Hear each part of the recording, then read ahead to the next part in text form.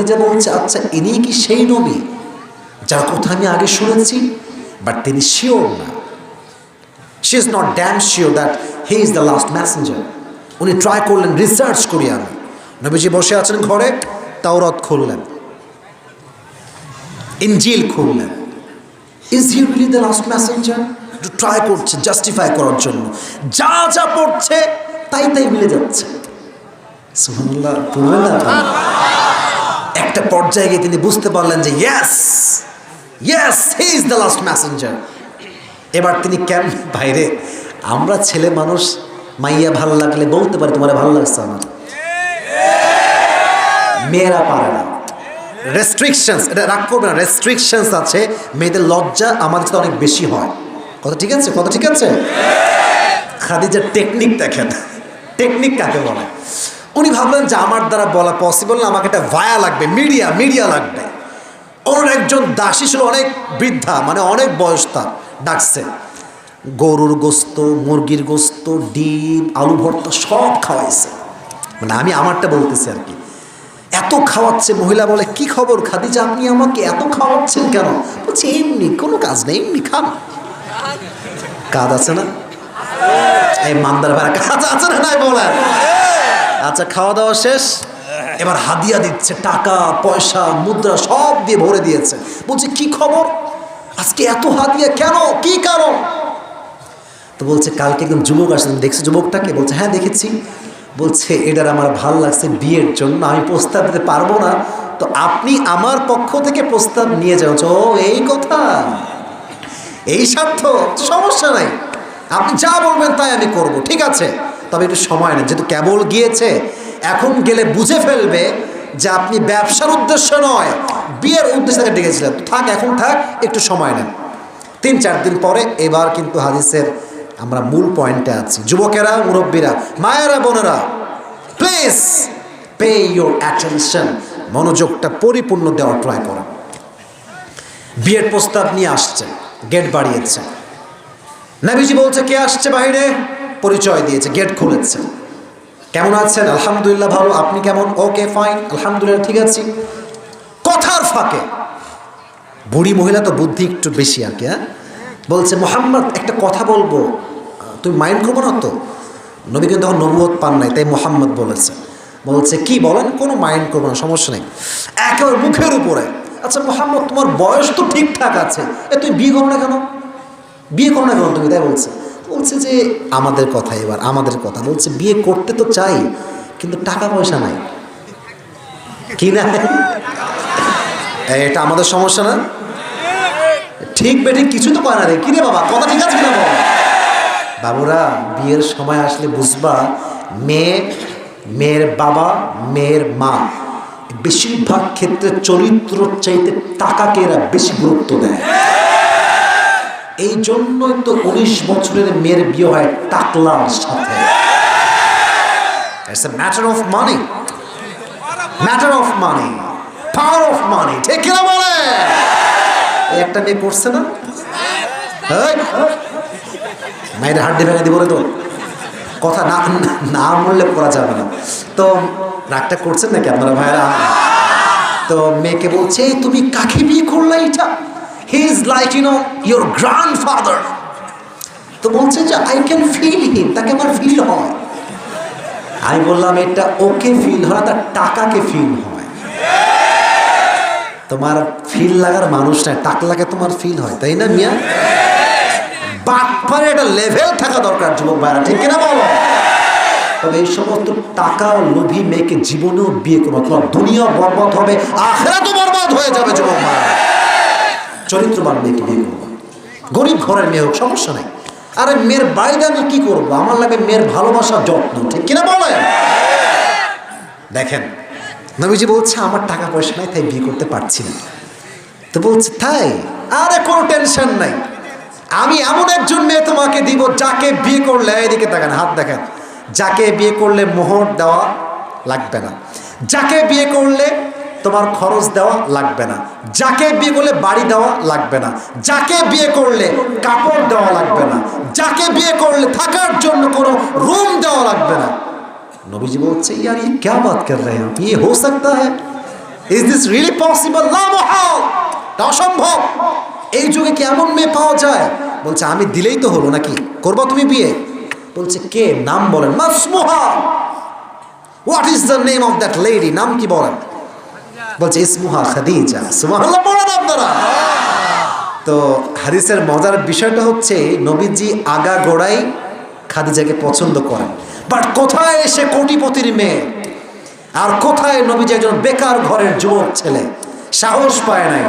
আল্লাহ বলছে নবী আপনার সাহস লাগবে না, আরে আমি আপনার জন্য উত্তম ফয়সালা করে রেখেছি। সুবহানাল্লাহ পড়বেন না আপনারা? নবী চালাক, খুব চালাক। নবীজি বলছে আচ্ছা বুঝে গেছি। রিয়াকশন নাই, আরে আমাকে বিয়ে করবে, এই রিয়াকশন নাই। Strong personality. হ্যাঁ, কোনো মেয়ে রাস্তা তোমাকে ধরে বলছে আপনার খুব ভালো লাগছে, একবারে গলে গেলা, থাপড়ায় সোজা করে দেবে একেবারে। ভাব নিয়ে থাকবা, ব্যক্তিত্ব বজায় রাখবা, যে কোনো মেয়ে তোমাকে বিয়ে করতে প্রস্তুত হবে, ঠিক কিনা বলো? তো এবার বলছে ঠিক আছে আপনি যান, কালকে আমি আমার চাচা, নাম কি বলতে পারেন? আবু তালেব। দাদার নাম কি বলতে পারবেন? Abdul Muttalib. বলছে আমার চাচা বেঁচে আছে, চাচাকে নিয়ে আমি আসবো। তো নেক্সট টাইম তিনি চাচাকে নিয়ে গেছেন তার বাসায়।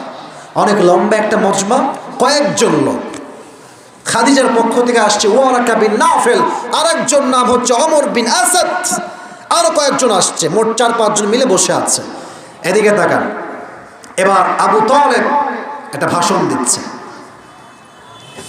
ভাষণটা কিন্তু শেখ মুজিবুর রহমানের ভাষণ না, এটা হাদিসের কথা আমি বলছি আপনাকে। উনি বললেন যারা আপনারা খাদিজার পক্ষ থেকে বিয়েতে অ্যাটেন্ড করতে আসছেন, আমি আমার ভাতিজার পক্ষে কিছু কথা আপনাদের সামনে সুস্পষ্টভাবে বলতে চাই। প্রথম কথা, আমার ভাতিজা একজন বেকার যুবক, গরিব ছেলে, আর খাদিজা একজন উচ্চ বংশের নারী। বাট এতটুকু আমি বলতে পারি, খাদিজার কপাল বড় ভালো যে আমার মতো ভাতিজা, চরিত্রবান ভাতিজা সে বিয়ে করতে পেরেছে, ঠিক কিনা বলে? একেবারে বাঘের মতো বলছে। এবার খাদিজার পক্ষ থেকে ওয়ারাকা বিন নাফেল দাঁড়িয়েছে, বলছে আমিও কিছু কথা বলতে চাই আমার খাদিজা সম্পর্কে। বলেন আপনি? বলছে আমি আপনাকে এত ইনশোর করতে চাই, আমার ভাস্তির অনেক টাকা থাকতে পারে, কোটি টাকার মালিক সে হতে পারে, বাট আমার ভাস্তির মাঝে 2 চুল পরিমাণ কোনো অহংকার নাই, কোনো ইগো নাই। সুবহানাল্লাহ পড়বেন না আপনারা? অতএব মুহাম্মাদের কপাল বড্ড বড়, সে এমন একজন নারীকে জীবন সঙ্গী হিসেবে পেতে যাচ্ছে। বক্তব্য শেষ, বসে গেছে, একদম কবুল পড়ে বিয়ের ডাম। এই বিয়ের সময় মোহর লাগে না? মুরব্বীরা কথা কয়, যুবকরা কয় না, লাগে না লাগে না লাগে না? মোহর দিবে কি, এই তো টেনশন। তো আবু তালেব বলছে খাদিজা আমরা তো অনেক গরিব ঘরের মানুষ, মোহর হিসাবে আমি তোমাকে 20টা উট দিব। কয়টা? কয়টা কয়টা? দিয়েছে। আচ্ছা, মোহর গেল, এটা খাওয়া দাওয়ার আয়োজন আছে না, ওলিমা আছে না? শুনি নাই। জামাই পক্ষ মেয়ে পক্ষ এক জায়গায় আছে, একটু ওলিমা লাগে না লাগে না লাগে না লাগে না? দিবে কই থেকে? মুহাম্মদ তো গরিব মানুষ সাল্লাল্লাহু আলাইহি ওয়াসাল্লাম। তো খাদিজার মন কত বড়, আল্লাহু আকবার। বলছে আমার এই 20টা মোহরের উটকে আমার বিয়ের ওয়ালিমা হিসেবে জবাই করে দাও। বউ ভালো হলে কপাল খুলে যায়, আর বউ খারাপ হলে কপালটা পুড়ে যায়। বউ ভালো হলে গোটা বিশ্বকে জয় করা যায়, আর বউ খারাপ হলে একজন সৈনিকও হার মেনে যায়, ঠিক কিনা বলে? বিয়ে হয়ে গেল। এবার আসেন মূল মেসেজে। বাসর রাত, নবীজি ডান পাশে, খাদিজা বাম পাশে, 2 জন বসে আছে চুপচাপ, কেউ কোনো কথা বলে না। খাদিজা ডাক দিয়ে বলছে ইয়া মুহাম্মদ, একটা কথা বলবো, শুনবেন আপনি? বলছে বলেন। বলছে আপনি কি জানেন যে আজকে আমি আপনাকে কেন স্বামী হিসেবে পেয়েছি, কোন গুণে পেয়েছি, কি জন্য পেয়েছি? বলছে বলেন কি কারণ? বলছে আমার 3 জন থেকে প্রায় 4 জন স্বামী লাগাতার মারা গেছে, আমার বাবাও মারা গিয়েছে, আমি ধৈর্য হারাইনি, আমি ধৈর্যশীল হয়ে থেকেছি। আমার ধৈর্যের বিনিময়ে আল্লাহ তাআলা এই যুগের শেষ নবীকে আমার স্বামী হিসেবে কবুল করেছে। সুবহানাল্লাহ। কোথায়? এটার নাম হচ্ছে ধৈর্য। বিয়ে হচ্ছে না, বি পেশেন্ট। আরে আজকে পর্যন্ত কি হয়েছে, কালকে অনেকগুলো মেয়ে আল্লাহ তোমার জন্য প্রিপেয়ার করে তোমার সামনে দাঁড় করাই দিবে, ঠিক কিনা বলো? একটু একটু ধৈর্যশীল হওয়া লাগবে। আর প্রত্যেকটা যুবককে, মুরব্বীকে কথাগুলো বোঝার তৌফিক দান করো, সকলে পড়া আমিন। আচ্ছা, রাত তো প্রায় 1টা বাজতে গেল, বিরক্ত হয়ে গেছেন? আর হাদিস বলা যাবে না? আপনাদের জোর তো অনেক ভালো আছে ভাই, তবে আমি কিন্তু বেশি ওয়াজার করতে পারবো না। আমার যে সময় দেওয়া ছিল, দুজন বলে যায়, দুজন মুরব্বী আব্বা যান। আচ্ছা, মুরব্বীরা যাক, মুরব্বীরা অনেক ধৈর্যশীল। রাত প্রায় 1টা, তাও মুরব্বীরা বসে আছে। এটাই তো শুকরিয়ার বিষয় যে রাত 1টা বাজছে, লোকেরা এখনো বসে আছে, ঠিক কিনা বলেন যুবক ভাইরা? এটা সব জায়গায় হয় না, এখানে এরকম সব জায়গায় মানুষ বসে থাকে না। 12টা বাজলে মানুষের ঘুম, বাড়িতে কল, ঝামেলার শেষ নাই। বাট এখনও দেখেন যুবকরা দাঁড়িয়ে দাঁড়িয়ে ওয়াজ শুনছে। আপনার খুশি না বেজার? বলেন বলেন বলেন। এই জন্য আমরা ট্রাই করব আজকে দোয়া করে একসঙ্গে বাসায় যাব। রাজি আছেন তো ইনশাআল্লাহ? আমি এটা প্রশ্ন করি, আমাদের মাহফিলটা নেক্সট টাইমে হোক, এটা আমরা চাই? চলো শোনেন, আজকের মাহফিল ছোট হতে পারে, আমি মানুষটা ছোট হতে পারি, বাট মাথায় রাখবেন কমিটিরা যারা হুজুর সহ, জাহিদ ভাই সহ আছে, এদেরকে আপনারা অ্যাপ্রিসিয়েট করবেন, মোটিভেট করবেন, দান করবেন। যারা আজকে আমাকে নিয়ে আসছে, তারা হয়তো বা নেক্সট বছর মাঠ চেঞ্জ করে এই মাদ্রাসার পক্ষ থেকে মিজানুর রহমান আজহারিকে তারা নিয়ে আসতে পারে, ঠিক কিনা বলেন? মোটিভেট করতে হয়। তো বলেন কারা কারা রাজি আছেন? বলেন ইনশাআল্লাহ। হাত উপরে রাখেন, হাত উপরে। আমি বলি, আমার ওয়াজের কিছু হাদিস বাকি আছে, আমি বলবো। ছাত্ররা এখন যাবে, পকেটে যার যা আছে, যতটুকু আছে, ভাড়ার টাকা বাদ দিয়ে সব দান করে দিবেন। রাজি আছেন তো ইনশাআল্লাহ? ছাত্ররা যাও, যাও, তোমরা যাও। আর কেউ যদি ডান বামে উঠে যায়, ওর লুঙ্গি টাইনা ধরে বসে দেবো যুবক ভাইরা, ঠিক কিনা বলো? পুরো বছরে একদিন মাহফিল মিয়া দোয়া না করে বাসায় যাবা? না না, ওই সুযোগ দেওয়া যাবে না। আল্লাহ সবাইকে দোয়া করে বাসায় যাওয়ার তৌফিক দান করুন। আমিন। ওয়াজ চলবে, কালেকশন হবে। এদিকে তাকান, এই দুইজন, ধরো ধরো ধরো ধরো ধরো ধরো, মায়ের হাড্ডি ভেঙে দিব রে বাবু রে। আচ্ছা, এদিকে তাকান, 2 ওয়াশরুম লাগতে পারে, এটা মজা করলাম আর কি। আচ্ছা বলুন তো, আমার নবীজির কলেজের টুকরা মেয়ের নাম কি ছিল, কে বলতে পারে? ফাতেমা। বলেন নাম কি সবাই? আচ্ছা, তার 2জন সন্তান ছিল, কি কি নাম বলতে পারবেন? মাশাআল্লাহ, হাসান এবং। আচ্ছা, ফাতেমার স্বামীর নাম কি ছিল, কে বলতে পারে? আলী রাদিয়াল্লাহু তাআলা আনহু। আমি বোঝাচ্ছি, মাঝে মাঝে আমাদের জীবনে অভাবও আসবে, সচ্ছলতাও আসবে। আর এখানে যারা আমরা আছি, বেশিরভাগ আমরা সবাই মধ্যবিত্ত পরিবারের সন্তান, ঠিক কিনা বলে?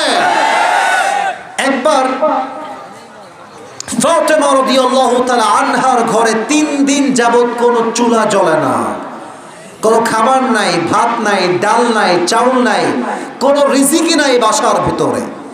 ক্ষুধার তাড়নায় আলী বলছে, ফাতেমা যাও, বাবার কাছে গিয়ে কোনো খাবার চেয়ে নিয়ে আসো। আব্বাকে ডাক দিয়ে বলো, আব্বা যেন তিনি সেই নামে কিছু দান করেন আপনি। তোমার আব্বা তোমাকে দিলে আমরা আহার করব, আমরা খাবার পাবো। এবার ফাতেমা বের হয়ে গিয়েছে বাবার কাছে। যখন গেটে নক দিয়েছে, নবীজি গেট খুলেছেন। গেট খুলেই দেখছেন ফাতেমার চেহারা বিষণ্ণতায় ভরা, চিন্তা, টেনশন তাকে ভর করে রেখেছে। বলছে, ফাতেমা তুমি কি ঠিকঠাক আছো? কি হয়েছে তোমার? আসো আসো, ঘরে আসো। হাত ধরে ঘরে নিয়ে আসছে। ফাতেমা কি হয়েছে আম্মাজান তোমার? বলছে, আব্বাজান আজ প্রায় 3 দিন যাবত আমাদের বাসায় কোনো চুলা জ্বলে না, ভাত নাই, ডাল নাই, চাল নাই। তিনি শাইআন, গিভ মি সামথিং, আমাকে কিছু দান করেন আপনি। এবার আব্বা বলছে, তোমাকে আমি দিতে চাই, কোনো সমস্যা নাই, বাট তিনি এবার ধৈর্যের পরীক্ষা শুরু করেছে। বলছে, ইয়া ফাতেমা, এই কথা কি বোঝা যায়? হ্যাঁ, মনোযোগ আছে আছে আছে আছে। আমি এমন কোনো বক্তা নই যে খালি বলেই যাব আর বলেই যাব। কে বুঝলো কে বুঝলো না এটা আমি পরোয়া করবো না। I am not like that. আমার কথা একটা, আমি যা বলবো বুঝে বলবো, যে শুনবে তাকেও বুঝে শুনতে হবে, ঠিক কিনা বলে? আচ্ছা, বলছে কি আব্বা বলেন? বলছে, আমি তোমাকে 2টা অপশন দিব। কয়টা? জোরে এক। আমার কাছে 5টা বকরি আছে, 5টা দোয়া আছে, কি নিবা? বলছে আব্বাজান এটা কেমন কথা, আমি তো দোয়াই চাই আপনার কাছে, আমার বকরি লাগবে না। সুবহানাল্লাহ পড়বেন না আপনারা? ধৈর্যের পরীক্ষায় পাস। আব্বা বলেন ঠিক আছে যাও, তোমার যেহেতু বকরি লাগবে না, দোয়া পড়ো। পড়েন সবাই দোয়া আমার সাথে, সবাই বলেন, এটা কাশি দেন। ইয়া আউয়ালাল আউয়ালিন ইয়া আখিরাল আখিরিন ইয়া যাল কুওয়াতিল মাতিন। এই বামের লোকরা পড়েই না, ট্রাই তো করবেন রে ভাই, ট্রাই তো করেন। বলেন সবাই ইয়া যাল কুওয়াতিল মাতিন। এবার বলেন ইয়া রাহিমাল মাসাকিন।